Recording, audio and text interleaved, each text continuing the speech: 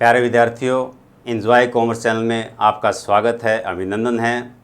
Will discuss about accounting conventions, लेखांकन की प्रथाएं जो है निश्चित नहीं होती हैं। ये समय और परिस्थितियों के साथ साथ व्यवसाय के साइज के साथ ये जो है बदलती रहती हैं।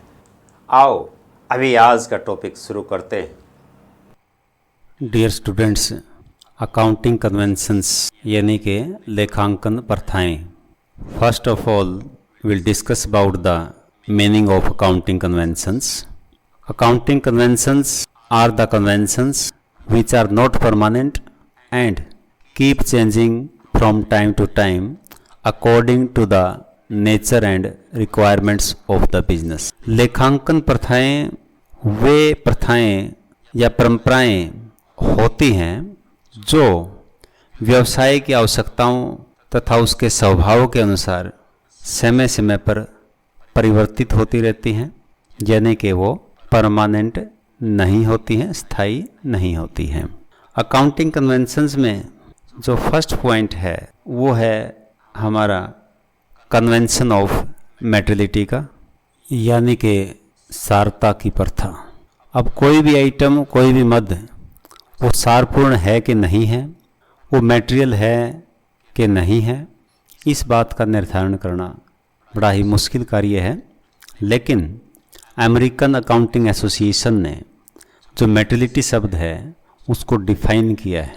N item should be regarded as material if there is a reason to believe that knowledge of it would influence the decision of informed investors, यानी कि कोई भी मद सारपूर्ण उस समय होती है जब यह समझा जाता है कि इसका ज्ञान विनियोगकर्ताओं के निर्णय को प्रभावित करेगा।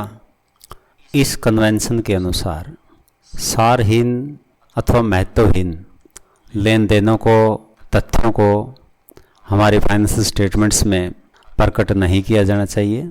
सिर्फ उन्हीं लेन देनों और तथ्यों का उल्लेख वहाँ पर किया जाना चाहिए जिनकी व्यवसाय में रुचि रखने वाले पक्षकारों के लिए उपयोगिता हो, जिनका उनके लिए महत्व हो। फॉर एग्जांपल, उदाहरण के लिए, यदि व्यवसाय में प्रयोग होने वाली पेंसिल, आलपेंस या पेन आदि को व्यवसाय की संपत्तियां माना जाए और फिर वर्ष के अंत में इनका मूल्यांकन करके बैलेंस शीट में अलग अलग से दिखाया जाए, तो इससे हमारे जो फाइनेंशियल स्टेटमेंट्स हैं, वित्तीय विवरण हैं, अनावश्यक रूप से बोझिल हो जाएंगे और व्यर्थ में ही समय व धन की बर्बादी होगी। इसलिए इन सब मदों पर व्यय की गई राशि को स्टेशनरी व्ययों, स्टेशनरी एक्सपेंसेस में मिलाकर लाभ हानि खाते से राइट ऑफ करके दिखाया जाता है। इस कन्वेंशन के अनुसार यह देखा जाता है कि कौन सी मद सारपूर्ण है और कौन सी मद सारहीन है तथा उसको वित्तीय विवरणों में, फाइनेंशियल स्टेटमेंट्स में किस प्रकार से प्रकट किया जाना चाहिए। तो ये था हमारा फर्स्ट पॉइंट। और जो सेकंड पॉइंट है वो है कन्वेंशन ऑफ कंजर्वेटिज्म, और यू कैन से प्रूडेंस।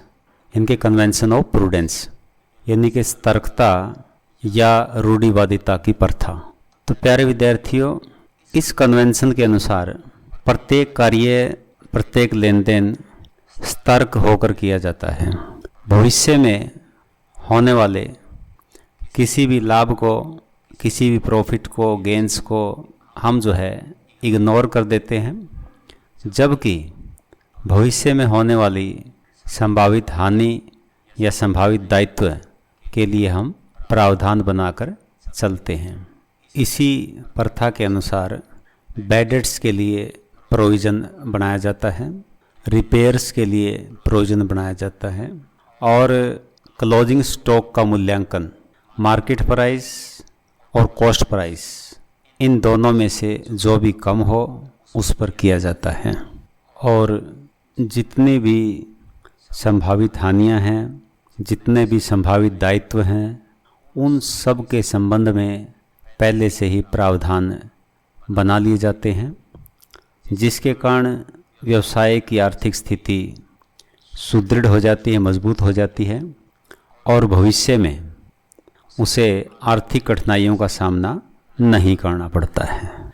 तो ये था हमारा दूसरा पॉइंट। और जो तीसरा पॉइंट है वो है कन्वेंशन ऑफ फुल डिस्क्लोजर, यानी कि पूर्ण प्रकटीकरण की प्रथा।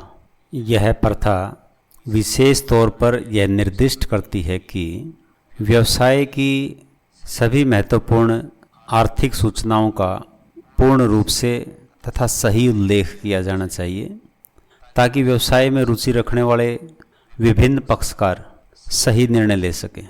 कई बार फाइनेंशियल स्टेटमेंट्स में नीचे फुटनोट्स दिए होते हैं, टिप्पणियाँ दी होती हैं। वो जो टिप्पणियाँ हैं, फुटनोट्स हैं, वो इसी कन्वेंशन के कारण दिए जाते हैं। इनकी कोई भी सूचना है उसे फाइनेंशियल स्टेटमेंट्स में वो बीच में प्रकट करना उसका संभव नहीं था, इसलिए उस सूचना को नीचे फुटनोट्स के रूप में दे दिया गया है, ताकि सभी व्यक्तियों को जो व्यवसाय में हित रखते हैं उनको पूरी सूचना मिल सके, पूरी जानकारी मिल सके।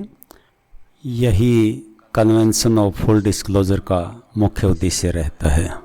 तो ये था हमारा थर्ड पॉइंट। और जो फोर्थ पॉइंट है कन्वेंशन ऑफ इंडस्ट्री प्रैक्टिस, उद्योग परंपरा की प्रथा।